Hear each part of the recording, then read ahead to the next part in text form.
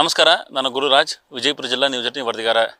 ವಿಜಯಪುರ ಜಿಲ್ಲೆಯ ಕೊಲ್ಲಾರ ತಾಲೂಕಿನ ಹಳ್ಳದಗೆನ್ನೂರು ಗ್ರಾಮದಲ್ಲಿ ಕಾಲುವೆ ಒಡೆದಂಥ ಪ್ರಕರಣಕ್ಕೆ ಸಂಬಂಧಪಟ್ಟಂಗೆ ಆ ಭಾಗದ ರೈತರು ಬಹಳಷ್ಟು ಸಂಕಷ್ಟ ಅನುಭವಿಸುವಂತಹ ಪರಿಸ್ಥಿತಿ ಇರುವಂಥದ್ದು. ಕಳೆದ 20 ವರ್ಷಗಳ ಹಿಂದೆ ಕೋಲಾರದ ಮುಳವಾಡ ಏತ ನೀರಾವರಿ ಯೋಜನೆಯ ಅಂತ ಪಶ್ಚಿಮ ಕಾಲುವೆಯನ್ನು ನಿರ್ಮಾಣ ಮಾಡಲಾಗಿತ್ತು. 20 ವರ್ಷಗಳಿಂದ ಆ ಕಾಲುವೆಯಲ್ಲಿ ನೀರು ಹರಿಸಲಾಗ್ತಾ ಇತ್ತು. ಕೋಲಾರ, ಬಬಲೇಶ್ವರ ಮತ್ತು ಜಮಖಂಡಿ ತಾಲೂಕಿನವರೆಗೂ ಅದು ನೀರು ಹೋಗ್ತಾ ಇತ್ತು.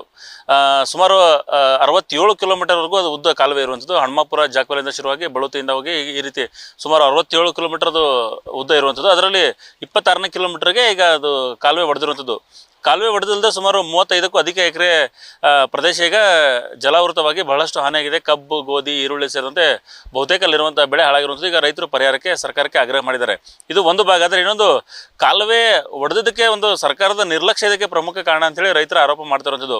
ಯಾಕಂದರೆ ಪ್ರತಿ ವರ್ಷ ಅದಕ್ಕೆ ಮೇಂಟೆನೆನ್ಸ್ ಅಂತೇಳಿ ಕೃಷ್ಣ ಭಾಗ್ಯ ಜಲನಿಗಮದಿಂದ ಹಣವನ್ನು ಮಂಜೂರು ಮಾಡಲಾಗುತ್ತೆ. ಆದರೆ ಮೇಂಟೆನೆನ್ಸ್ ಮಾಡಿದ್ದ ಅಥವಾ ಇಲ್ಲ ಅಂತೇಳಿ. ಯಾಕಂದರೆ ಈಗ ಅದು ಒಡೆದಿರುವಾಗ ರೈತರ ಪ್ರಮುಖ ಆರೋಪ ಏನಂತಂದರೆ ಅದು ಓವರ್ಫ್ಲೋ ಆಗಿ ಒಡೆದಿದೆ ಅಂತೇಳಿ.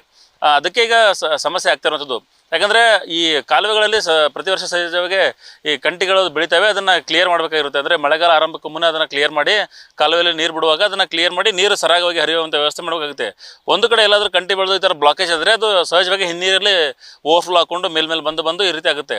ಸೊ ಕಳೆದ 20 ವರ್ಷಗಳಲ್ಲಿ ಸುಮಾರು 15 ವರ್ಷಗಳ ಕಾಲ ಯಾವುದೇ ರೀತಿ ಸಮಸ್ಯೆ ಆಗಿಲ್ಲ. ಯಾಕಂದರೆ ಅವಾಗ ಈ ರೀತಿ ಸಣ್ಣ ಪುಟ್ಟಗಳು ಆಗ್ತಾ ಇರುತ್ತೆ, ಅದು ಮತ್ತೆ ರಿಪೇರಿ ಮಾಡ್ತಾ ಇರುತ್ತೆ, ಅದು ಹೋಗ್ತಾ ಇರುತ್ತೆ. ಆದರೆ ಕಳೆದ 5 ವರ್ಷಗಳಿಂದ ಇಲ್ಲಿ ಏನು ಕ್ಲಿಯರೆನ್ಸ್ ಮಾಡಬೇಕಾಗಿತ್ತು, ಅದು ಯಾವುದೂ ಮಾಡೇ ಇಲ್ಲ ಅನ್ನೋದು ಈಗ ರೈತರ ಆರೋಪ. ಅದೇ ಕಾರಣಕ್ಕೆ ಈಗ ಅದು ಒಡೆದಿದೆ ಅಂತೇಳಿ ಪ್ರಮುಖ ಆರೋಪ ಕೇಳಿ ಬರ್ತಾ ಇರ್ತದ್ದು. ಅಧಿಕಾರಿಗಳು ಇದ್ರ ಬಗ್ಗೆ ಇನ್ನೂ ಸ್ಪಷ್ಟನೆ ಕೊಟ್ಟಿಲ್ಲ. ಆದರೆ ಯಾವ ಕಾರಣಕ್ಕೆ ಒಡೆದಿದೆ ಅಂತೇಳಿ. ಆದರೆ ಒಡೆದಿರೋದು ಮಾತ್ರ ಬಹಳಷ್ಟು ಸಮಸ್ಯೆಗೆ ಕಾರಣವಾಗಿರುವಂಥದ್ದು. ಯಾಕಂತಂದರೆ ಈಗ ಒಡೆದಿರೋದು 26ನೇ ಕಿಲೋಮೀಟರ್, ಅದು ಸುಮಾರು ಇರೋದು 76 ಕಿಲೋಮೀಟರ್. ಹಾಗಾಗಿ ಈ 26 ಕಿಲೋಮೀಟರ್ ನಂತರದ ಮುಂಭಾಗದಲ್ಲಿ 50 ಕಿಲೋಮೀಟರ್ ಇದೆ, ಹಿಂಭಾಗದಲ್ಲಿ ಸುಮಾರು 25 ಕಿಲೋಮೀಟರ್ ಬರುತ್ತೆ. ಅಂದರೆ ಇಷ್ಟು ಜನರಿಗೆ ನೀರು ಅದ್ರ ಮೇಲೆ ಅವಶ್ಯಕತೆ ಇತ್ತು. ಅದರಲ್ಲೂ ಈಗ ಬೇಸಿಗೆ ಕಾಲ ಆಗಿರೋದ್ರಿಂದಾಗಿ ದ್ರಾಕ್ಷಿಗೆ, ಕಬ್ಬಿಗೆ ಆ ಭಾಗದಲ್ಲಿ, ಅಂದರೆ ಅದು ಈ ಹಳ್ಳದಗೆನ್ನೂರು ದಾಟಿದ ಬಳಿಕ ಮುಂದೆ ಬಬಲೇಶ್ವರ ಮತಕ್ಷೇತ್ರಕ್ಕೆ ಅದು ಎಂಟ್ರಿ ಆದ ಬಳಿಕ ಅಲ್ಲಿಯೂ ಸಹಿತ ಅತಿ ಹೆಚ್ಚು ನೀರು ಬೇಕಾಗುತ್ತೆ. ಯಾಕಂದರೆ ದ್ರಾಕ್ಷಿಗೆ ಮತ್ತು ಈಗ ಅದು ಸೀಸನ್ ಆಗಿರೋ ಕಾರಣದಿಂದಾಗಿ ಮತ್ತು ಕಬ್ಬಿಗೆ ಅದು ಅನಿವಾರ್ಯ ಬೇಕಾಗುತ್ತೆ. ಆದರೆ ಇದೇ ಸಮಯದಲ್ಲಿ, ಬೇಸಿಗೆ ಸಮಯದಲ್ಲೇ ಇಲ್ಲದೆ ಇರುವಂಥದ್ದು ಬಹಳಷ್ಟು ಸಮಸ್ಯೆಗೆ ಕಾರಣ ಆಗ್ತಿರುವಂಥದ್ದು. ಈಗ ಅದನ್ನು ರಿಪೇರಿ ಮಾಡಬೇಕಂದ್ರೆ ತಾತ್ಕಾಲಿಕವಾಗಿ ರಿಪೇರಿ ಮಾಡುವಂಥ ಯಾವ ಸ್ಥಿತಿಯಲ್ಲೂ ಸಹಿತ ಅದು ಇಲ್ಲ. ಯಾಕಂದರೆ ಅದು ಒಡೆದ್ರು ಅಂತ ನೋಡೋದು, ಮತ್ತು ಅದರ ಆಳ, ಮತ್ತು ಪ್ರತಿದಿನವೂ ಅದರ ಪ್ರಮಾಣ ಜಾಸ್ತಿ ಆಗ್ತಾಯಿದೆ. ಪಕ್ಕದ ಭೂಮಿ ಕುಸಿತಾ ಇರುವಂಥದ್ದು, ಮತ್ತು ದಿನೇ ಅದರ ಪ್ರಮಾಣ ಜಾಸ್ತಿ ಆಗ್ತದೆ. ನಿನ್ನೆ ಹೊಡೆದಕ್ಕೆ ನೋಡಿದರೆ ಇವತ್ತು ಜಾಸ್ತಿ ಇದೆ. ಈಗ ಮತ್ತೆ ಅದು ನಾಳೆ ಇನ್ನೂ ಸ್ವಲ್ಪ ಜಾಸ್ತಿ ಆಗುವ ಆತಂಕ ರೈತರಲ್ಲಿ ಇರುವಂಥದ್ದು. ಹಾಗಾಗಿನೇ ಈಗ ಏನು ಮಾಡೋದು ಅಂತೇಳಿ ಟೆಕ್ನಿಕಲಿ ಮಾಡಬೇಕಾದ್ರೆ ಅದಕ್ಕೆ ಎಕ್ಸ್ಪರ್ಟ್ಸ್ಗಳು ಬಂದೇ ಅದನ್ನು ನೋಡಬೇಕು. ಈ ಸ್ಥಳೀಯ ಸಿಬ್ಬಂದಿಗಳಿಂದ ಅವರಿಂದ ಮಾಡಿಸ್ತೇನೆ ಅಂದರೆ ಅದಾಗಲ್ಲ. ಯಾಕಂದರೆ ಎಷ್ಟೇ ಪ್ರಮಾಣದಲ್ಲಿ ಮಾಡಿಸಿದ್ರು ನೀರು ಫೋರ್ಸ್ ಆಗಿ ಬರೋದ್ರಿಂದ, ಮತ್ತು ದೊಡ್ಡ ಕಾಲುವೆ ಇರೋದ್ರಿಂದಾಗಿ ಸಹಜವಾಗಿ ಅದು ತಾತ್ಕಾಲಿಕವಾಗಿ ಮಾಡಿದರೆ ಮತ್ತೆ ಒಡೆದೋದ್ರೆ ಈಗ ಮಾಡಿರೋ ಸಹಿತ ವೇಸ್ಟ್ ಆಗುತ್ತೆ. ಹಾಗಾಗಿ ಮಾಡಲೇಬೇಕಾದ್ರೆ ಅದನ್ನು ಪೂರ್ಣ ಪ್ರಮಾಣದಲ್ಲಿ ಮಾಡಬೇಕಾಗಿರೋ ಅನಿವಾರ್ಯತೆ ಅಧಿಕಾರಿಗಳಿಗಿರುವಂಥದ್ದು, ಮತ್ತು ರೈತರಿಗೆ ಬಹಳಷ್ಟು ಜರೂರಾಗಿರುವಂತಹ ಕಾಮ ಅದಾಗಿರುವಂಥದ್ದು. ಯಾಕಂದರೆ ಈಗ ನೀರು ಬೇಕೇ ಬೇಕು. ಆದರೆ ಈಗ ಹಿಂದ್ಗಡೆ ಇದ್ದವ್ರಿಗೂ ನೀರಿಲ್ಲ, ಮುಂದ್ಗಡೆ ಇದ್ದವ್ರಿಗೂ ನೀರಿಲ್ಲ, ಮತ್ತು ಕಾಮಗಾರಿ ಮುಗಿಯೋವರೆಗೂ ನೀರು ಬಿಡೋಕ್ಕೂ ಆಗದೇ ಇರುವಂಥ ಪರಿಸ್ಥಿತಿ ಅಧಿಕಾರಿಗಳಿಗೆ. ಆಲ್ಮಟ್ಟಿ ಜಲಾಶಯದಲ್ಲಿ ನೀರಿದೆ, ಆದರೆ ಅದನ್ನು ಬಿಡೋಕೆ ಆಗ್ತಾ ಇಲ್ಲ.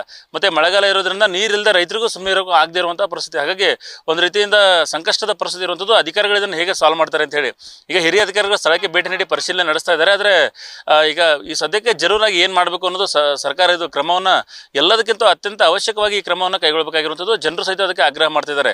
ಸರ್ಕಾರ ಸಹಿತ ಎಲ್ಲ ಕೆಲಸಗಳನ್ನು ಬಿಟ್ಟು ಮೊದಲು ಇದಕ್ಕೆ ಕಾಮಗಾರಿಯನ್ನು ಪೂರ್ಣ ಮಾಡಿ, ತಾತ್ಕಾಲಿಕವಾಗಿ ಆದರೆ ಅದು ಅಷ್ಟೊಂದು ಪರಿಣಾಮಕಾರಿ ಆಗೋದಿಲ್ಲ. ಹಾಗಾಗಿ ಪರ್ಮನೆಂಟ್ ಆಗಿಯೇ ಮಾಡಬೇಕು ಅಂತೇಳಿ, ಒಂದಿನ 2 ದಿನ ಹಿಂದೆ ಮುಂದೆ ಆದರೂ ಸಹಿತ ಆದಷ್ಟು ಅದನ್ನು ಪರ್ಮನೆಂಟ್ ಆಗೋ ರೀತಿ ಮಾಡಬೇಕು ಅಂತೇಳಿ ರೈತರು ಬೇಡಿಕೆಯನ್ನು ಇಟ್ಟಿದ್ದಾರೆ. ಸರ್ಕಾರ ಇದಕ್ಕೆ ಯಾವ ರೀತಿ ಸ್ಪಂದಿಸ್ತದೆ ಅಂತೇಳಿ ಕಾದು ನೋಡಬೇಕಾಗಿರುವಂಥದ್ದು. ನಿರ್ಭೀತ, ನಿಷ್ಪಕ್ಷಪಾತ, ವಿಶ್ವಾಸಾರ್ಹ ಸುದ್ದಿಗಳಿಗೆ ಮತ್ತೊಂದು ಹೆಸರಾಗಿರೋ ನ್ಯೂಸ್ 18 ಕನ್ನಡ ಈಗ ಆಪ್ನಲ್ಲೂ ಲಭ್ಯ ಇದೆ. ದಯವಿಟ್ಟು ಇಲ್ಲಿರೋ QR ಕೋಡ್ ಅನ್ನು ಸ್ಕ್ಯಾನ್ ಮಾಡಿಕೊಂಡು ಆಪ್ ಡೌನ್ಲೋಡ್ ಮಾಡೋದಕ್ಕೆ ಮರಿಬೇಡಿ. ನಿಮ್ಮ ಬೆಂಬಲ ಹೀಗೆ ಸದಾ ನಮ್ಮೊಂದಿಗಿರಲಿ. ಧನ್ಯವಾದ.